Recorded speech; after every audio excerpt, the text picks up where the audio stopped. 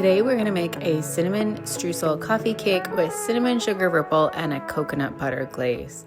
So we're going to jump in with our streusel topping so it can chill while we make our cake. We've got almond flour, sweetener of choice.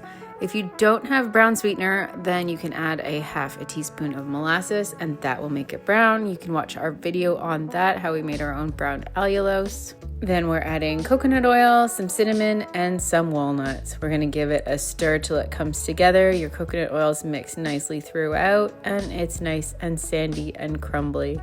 Then I'm gonna pop it in the fridge while we prep our cake pan and make our cake batter. So grab your 8x8 pan, whether you have glass or metal or ceramic. We're gonna line it with some parchment. I have these little metal office supply clips that are oven safe that I really love to clip my paper with. It keeps it in place, especially on something like this where you have a thick cake batter that we have to spread around. It keeps your paper in place and you're ready to go. Let's get our oven preheating to 350 Fahrenheit if you don't already, and then we're gonna make the coffee cake batter. We're using almond flour, coconut flour, and again, a sweetener of choice, but we're using white here. I like to use white because it makes the cake lighter in color and your ripple is darker, so your ripple stands out from your cake. Some baking powder, some salt, and then we're just gonna give it a quick stir to make sure the baking powder and salt are throughout. And then for our liquids, we're using 3 eggs, some melted coconut oil, but feel free to sub your favorite oil, 1/3 cup of water, or feel free to use milk of choice, and then some vanilla. We're just gonna use a spatula to mix this up well. This is a really easy cake batter. You don't need to break out your hand mixer or stand mixer for this. Once you've got it all nicely mixed, then we're gonna grab our prepared baking pan and our streusel. So we're gonna start by putting half of our cake batter in our pan, and we're gonna spread it out. I like to use an offset spatula, but the back of a spoon would work as well.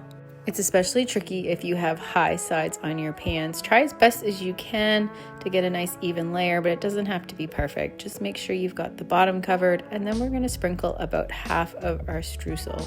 I purposely went a little less than half, so I had a little more than half on our top.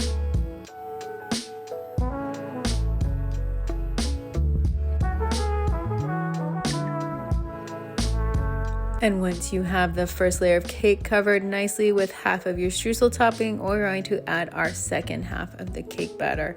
What I like to do here is sort of do dollops that I spread out over top of the streusel mixture.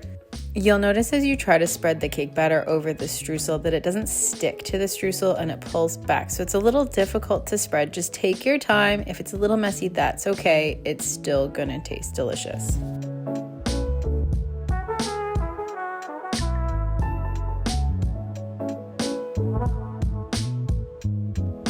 Once you have the last of your cake batter spread out, we're going to top it with the last of our streusel topping. So just grab your bowl and we're gonna sprinkle it over everything. Then this is gonna go in the oven at 350 Fahrenheit for 30 to 40 minutes. My sweet spot was 35 minutes, but every oven is a little different.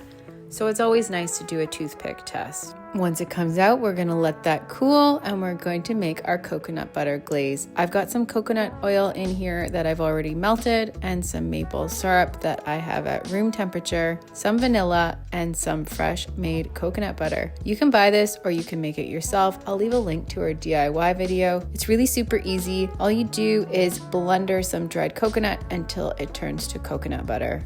This glaze can be a little bit picky, so you want everything to be at room temperature to get a nice emulsification here and a nice drizzleable glaze.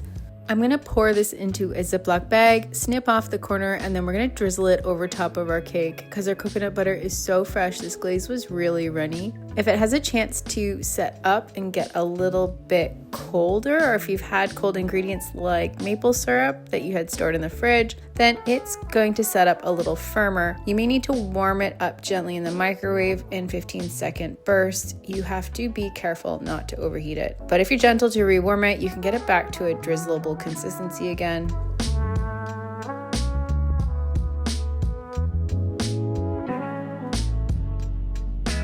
If I could, I actually would have liked this to be a little bit cooler so that the drizzles would have held their shape better instead of puddling across the cake like mine did, but it still tastes delicious. So pop it in the fridge until your coconut butter glaze is set up like mine, and then we're gonna cut it up and dig in and enjoy. When I bake something in an 8x8 pan, I like to cut them into 16 little squares. That way everyone can choose how much or how little they take. You can have one little square or you can have two.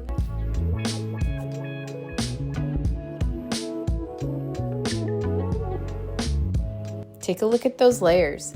Because we use the white sweetener in the cake and the brown sweetener in the streusel really pops, and it's gonna have that dark, deep molassesy brown sugar flavor. It's so good. You can store these in the fridge in an airtight container for a couple of days, 3-4 days, or if you want to store them longer, pop them in an airtight container in your freezer. Enjoy, guys. Thanks for watching.